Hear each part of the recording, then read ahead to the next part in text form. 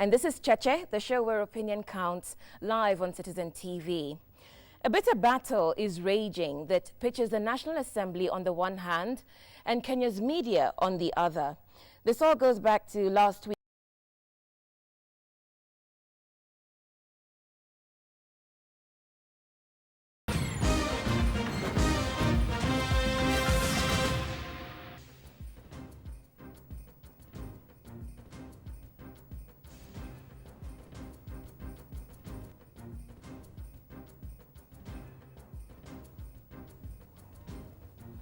Hello, good morning. My name is Udwaka Mimo, and this is Cheche, the show where opinion counts, live on Citizen TV.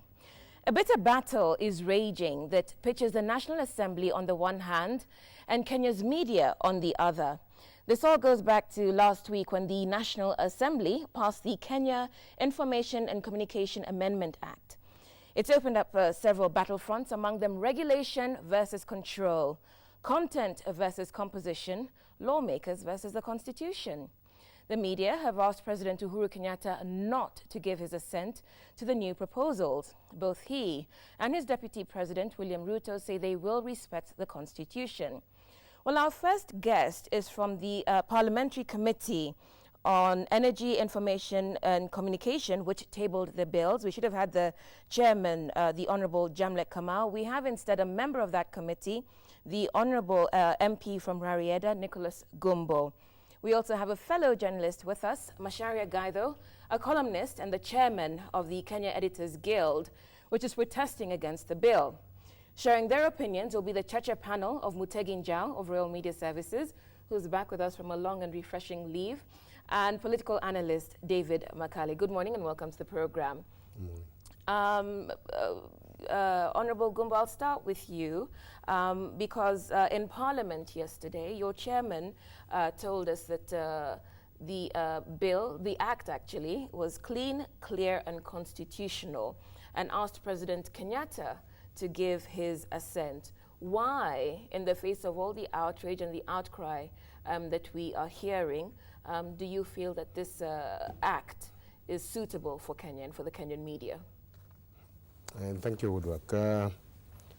Well, of course, you know, the making laws is a process. And we have gone through the process as required, as our constitutional mandate entails.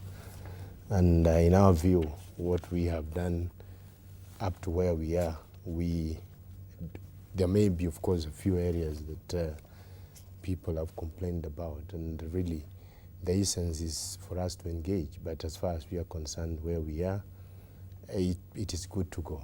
It's good to go. Yes. Okay, before we come to Mr. Gaitho, Article 34 of the Constitution governs the freedom of the media. As a committee, what do you understand by that article? Of course, just that, freedom of the media, right. But we also understand that freedoms have to go hand in hand with responsibility. Rights and responsibilities. Rights and responsibilities. And what we have endeavored to do is to try to build into the bill the same freedoms, but also the responsibilities and rights to go with it. That is largely what it is. And of course, some of that, the way we have done it is people may see it differently. Some people may see that some of the responsibilities, the responsibility end of it that we have put may not be exactly what they would have wanted. And that, of course, is, like we have said, I also remember yesterday I also contributed to that segment of debate in Parliament. And I said that what has to be understood is that as far as we are concerned, we have done our bit to that extent. It is now on its way to the president, but that doesn't mean that the gates are shut. It doesn't mean that... even though the speaker said it's on this conveyor belt and it cannot be. It is, but of course the president has, if he has a reason not to sign, I think he has not quite said he will not sign, because by the time he was speaking, I don't think he had quite looked into it. But that possibility is that it's allowed for in law, and it is something that for me, when we get there, we will... Okay. Yeah. Mr. Gaitho, what is your understanding of the new Media Act? What's your opposition to it?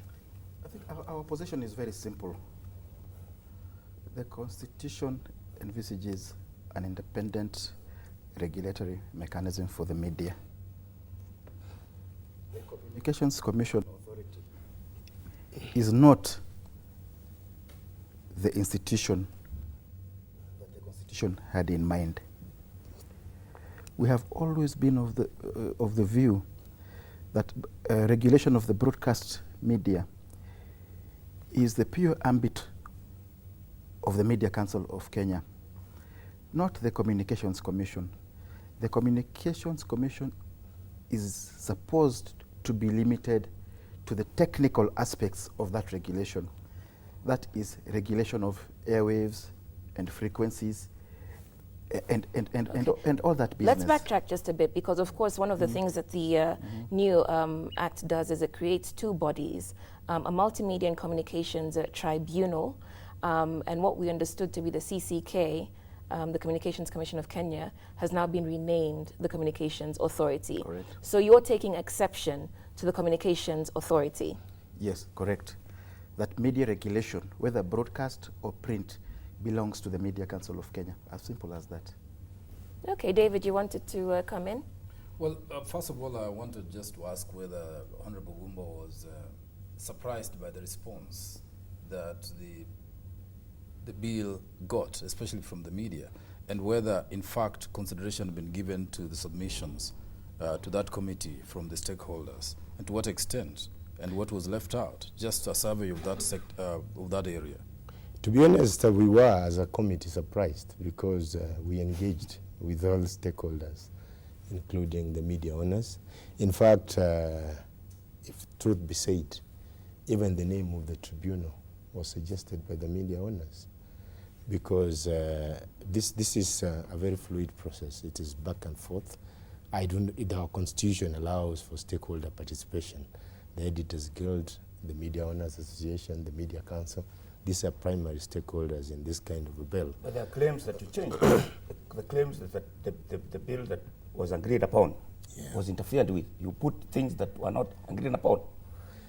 We could talk about specifics because So let's talk about the specifics because, you know, clearly a process of engagement had been taking place. Yes. And for the most part, all the stakeholders concerned had been on the same page until, as some have said, there was this parliamentary debate with just 60 MPs, and then they find themselves caught off guard with a law, an act that contains provisions that the media stakeholders say they did not agree to, were not aware of. I have been listening to this debate myself, and sometimes I get a bit confused because I have heard, for example, the media fraternity talking about the penalties being too punitive. That, of course, is a comparative statement. Too punitive in relation to what?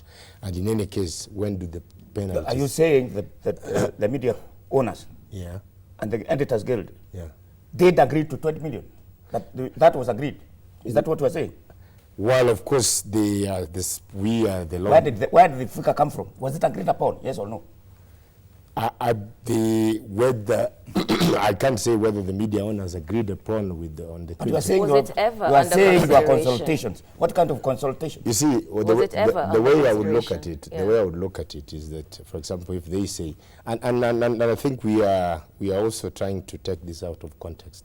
The 20 million is the maximum. Okay, Up but to was it a maximum ever, of 20 hold on, million, yes. was it ever under consideration, these fines and the power to fine? Because of course, Mr. Gaitho has told us that as far as they're concerned, content belongs to the Media Council. And so now you have a tribunal which has the powers to fine journalists, which, you know, the media bodies are not happy with. So that doesn't seem to have ever been under consideration at any point. Actually, that is not true. What it is that the tribunal recommends to the Media Council. And it is important that that point comes out. It makes a recommendation to the Media Council. And also, I think the point needs to come out that even if the tribunal recommends to the Media Council, that is not the end of it. You still have a recourse.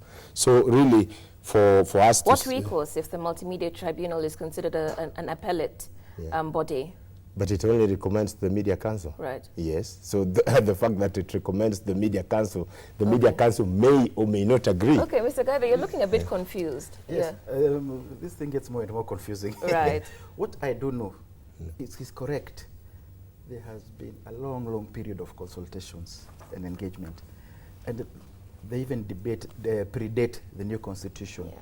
Because what I would call this long-running round of consultations goes back to 2007 or thereabouts. And you remember the time when there was a silent march on the streets of Nairobi? Yeah. 2008. After which the president asked the ministry to sit down with journalists. We sat down with the minister, the PS, the Attorney General, and the then Prime Minister, and agreed on the basic principles of media laws. Okay? One area where we did not quite agree on was a broadcast content regulation, because our insistence was that it be under the Media Council as provided for. But as a stopgap measure, we agreed that we can have a broadcast standards advisory committee as a regulation within the Communications Commission of Kenya, pending a review, an amendment to the Media Act to more strongly anchor broadcast regulation within the Media Council. That is what was provided for, came to be provided for in the Constitution. Now, when it came to updating the laws to align them with the new Constitution, everything seems to have turned upside down. And again, there was a long, long period of engagements involving the Parliamentary Committee, involving media owners, the Editors Guild, the Kenya Union of Journalists, the Minister for Information, and the basic furniture was agreed on.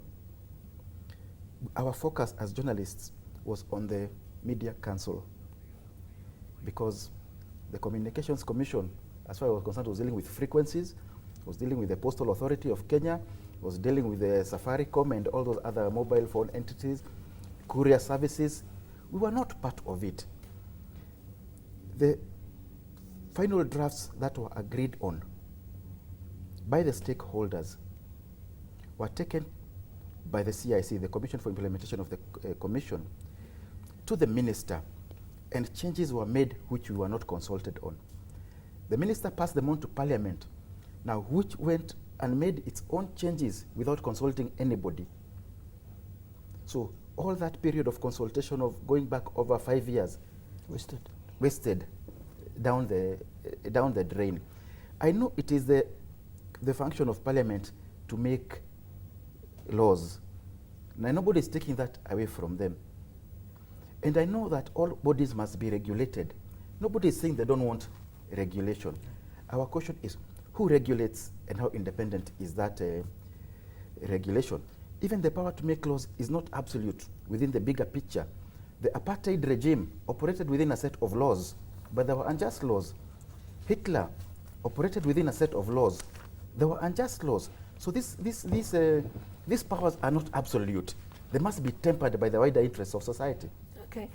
Why do you think that's amusing? Yeah, well, it's amusing because, of course, when he talks of Hitler and apartheid regime, those are extremes, and certainly it's nowhere near that. And but when you make laws, it's not just the interest of the media you're looking at. And of course, there have been concerns. I can hear Macharia glorifying the Media Council, but there have been serious lapses. Okay, he's not glorifying the Media Council, actually. He is saying, yes, he's saying that the regulation should be done by the Media Council. Right. But in what way does that glorify the Media Council? It does, because there have been serious lapses. Look at, for example, during Westgate.